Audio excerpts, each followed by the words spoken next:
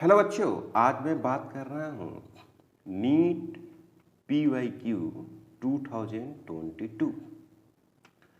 Question जो लिया गया है वो KTG से लिया गया है, काइनेटिक थ्योरी ऑफ गैसेस।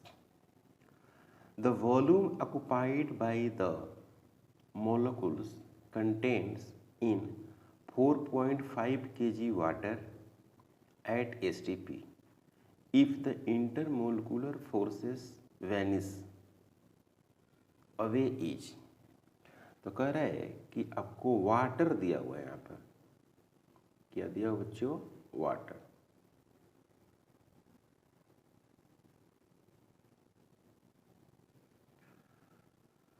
तो वाटर का जो मास है वो यहाँ पर दिया हुआ है 4.5 kg।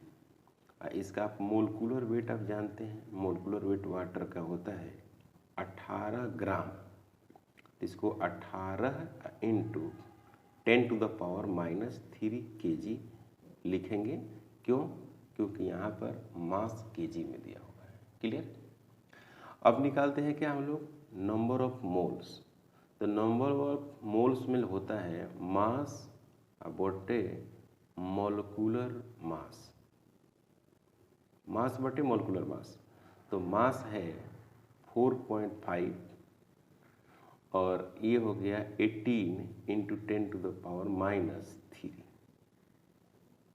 इतना हो गया number of moles. At STP, at AST और P की अगर हम बात करें तो टेम्परेचर जो होता है वो होता है 273 केल्विन। प्रेशर जो होता है वो 10⁵ पास्कल और R का वैल्यू आपको पता है 8.2। तो यहाँ पर हम लोग लिखेंगे क्या? PV = NR और T। तो हमको निकालना है वॉल्यूम। तो V = NRT डिवाइडेड बटे क्या हो जाएगा बच्चों? P।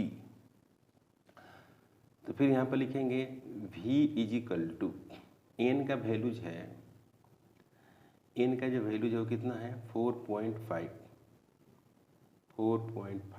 डिवाइडेड बटे 18 into 10⁻³ into R 8.2 into temperature T 273 divided बटे प्रेशर। तो प्रेशर हो जाएगा 10⁵ 10⁵ इतना हो गया। ओके, इसको सोल्व करेंगे तो आपको क्या मिलेगा? यहाँ पर देख रहे हैं -3 है, यहाँ पर 10⁵ है ना। तो अगर इसको सोल्व करेंगे तो 9 इंटू 0.5, 9 इंटू 0.5 4.5 हो जाएगा और यहाँ पर 2 हो जाएगा। क्लियर?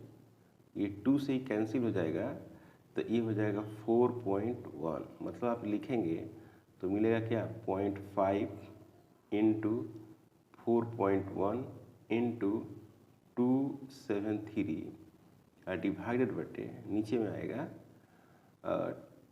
100। दिख रहा है? 100 आपको मिल गया। तो यहाँ पे अगर आप सोल्व करें इसको तो ये हो गया 0.5 है ना, और यहाँ पर 2.5 हो जाएगा ये, है ना, 2.5। ओवरऑल इसको सोल्व करेंगे तो क्या आएगा? ये तो आ नहीं सकता, देख रहे हैं ना, ये आएगा नहीं। ओके, और ये भी नहीं आएगा। तो कौन आएगा? ये आएगा। क्यों? क्योंकि ये जो वैल्यूज होगा, ये जो वैल्यूज होगा कितना हो जाएगा? यहाँ पर 0.5 2.5 हो जाएगा। इसको मल्टीप्लाई करेंगे तो आएगा 2.5। क्लियर है?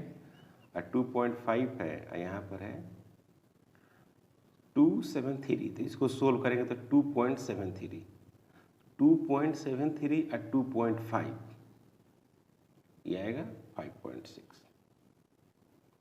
5.6 मीटर क्यूब। यही हो गया आंसर। ये है वॉल्यूम। मैंने वॉल्यूम कैलकुलेट कर दिया। ठीक है, काफ़ी सिंपल है। PV = NRT यूज करना है, लेकिन इस बात को जानकारी रखना है कि STP पर टेम्परेचर जो होता है वो 273 और प्रेशर होता है 10⁵ पास्कल और आर का वैल्यू 8.2। एसटीपी का मतलब है स्टैंडर्ड टेम्परेचर प्रेशर, है ना, ये वैल्यूज हो गया। नेक्स्ट क्वेश्चन है, काफ़ी इंटरेस्टिंग है और काफ़ी अच्छा क्वेश्चन है। क्वेश्चन पहले समझते हैं क्या क्वेश्चन है।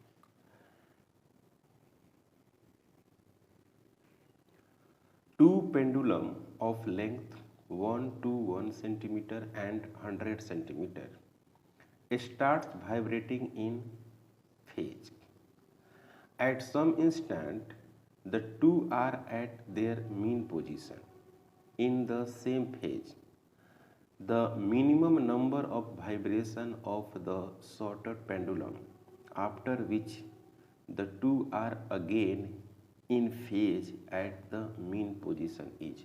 देखिए, कहने का मतलब ये हुआ कि दो सिंपल पेंडुलम हैं और स्टार्टिंग में सेम फेज में है, मतलब कि दोनों जो है मीन पोजीशन पर है। तो एक है बड़ा है और एक छोटा है, इस तरह से है। 100 है और 121 है। तो अब ये चलना स्टार्ट करेगा ऐसे ऐसे, ये भी चलना स्टार्ट करेगा, इतना छोटा होगा। तो कह रहा है कितना रिवोल्यूशन के बाद सेम फेज में आ जाएगा। तो सबसे पहली बात ये है, T1 जो है वो टाइम पीरियड है लॉन्गर का, और T2 जो है वो है टाइम पीरियड है शॉर्टर का, छोटा वाला का। क्लियर? तो यहाँ पर क्या लिखेंगे, यहाँ पर हम लोग जानते हैं कि T = 2 पाई √L डिवाइडेड बटे G। तो ये वाली क्वांटिटी और ये वाली क्वांटिटी कांस्टेंट है, तो T directly proportional √L।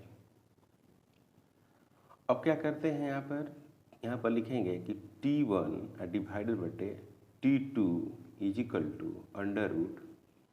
√L1 divided बटे L2। तो L1 अगर देखा जाए बड़ा वाला है, तो बड़ा वाला कितना है 121 सेंटीमीटर और छोटा वाला कितना है 100 है। तो यहाँ पर लिखेंगे 121 सेंटीमीटर, ये भी हो गया 100 centimetre.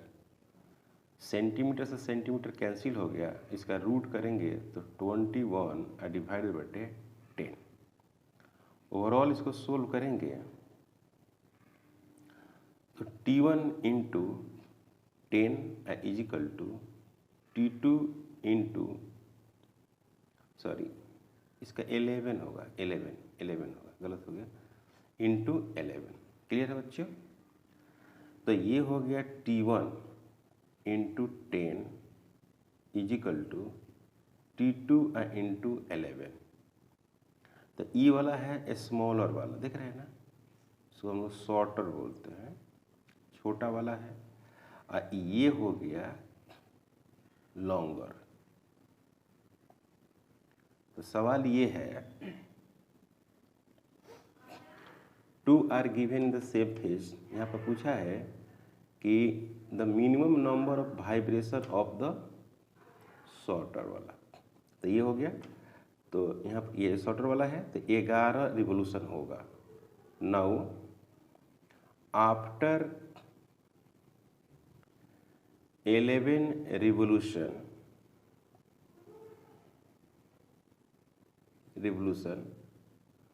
of a smaller pendulum